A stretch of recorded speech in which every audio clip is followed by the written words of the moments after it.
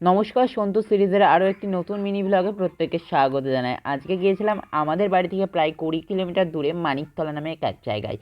এই জায়গাটা প্রত্যেকটা মানুষই চেনে, হয়তো আমাদের এই মুর্শিদাবাদ তথা নদিয়া জেলার অনেক মানুষই চেনে। মানিকতলার মন্দির খুবই সুন্দর, অসাধারণ মন্দির। এই মন্দিরটাতে আমি এবার প্রথমবারই গেলাম, তবে এত সুন্দর মন্দিরের কারুকার্য দেখে আমি সত্যিই মুগ্ধ হয়ে গেলাম। সত্যি মন্দিরের ভেতর যে নিখুঁত কারুকার্য, যেই রাজমিস্ত্রিরা এই মন্দিরগুলো করেছে তাদেরকে আমি অসংখ্য ধন্যবাদ এত সুন্দর মন্দির তৈরি করে দেওয়ার জন্য আমাদের এই ওয়েস্ট বেঙ্গলের মধ্যে। যাই হোক, তোমরা কে কে এই মন্দিরটাতে গিয়েছো অবশ্যই কমেন্টে জানাবে, আর তোমরা অবশ্যই একটা কমেন্টে জানিও তো আমার মতন প্রফেশনাল ব্লগার কি এই ওয়েস্ট বেঙ্গলে কেউ আছে।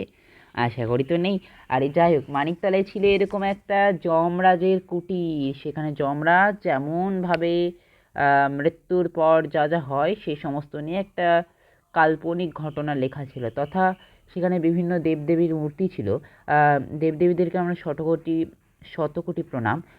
তাছাড়াও ছিল সেখানে অনেক সুন্দর সুন্দর স্ট্যাচু। সেই স্ট্যাচুতে ছিল ভূতের বার্থডে তথা বিভিন্ন রকমের বার্থডে। তোমরা তো দেখতেই পাচ্ছ, আর আমার বলার কিছু নেই ভিডিওতে।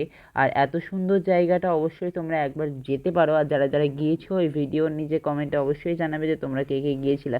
যাই হোক, এবার আর আমি ভয়েস দিচ্ছি না, বাকিটা তোমরা এমনিই শোনো।